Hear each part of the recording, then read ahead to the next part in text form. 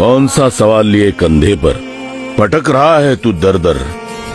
उसका जवाब दिया खुदा ने खुद तेरे साथ रहकर।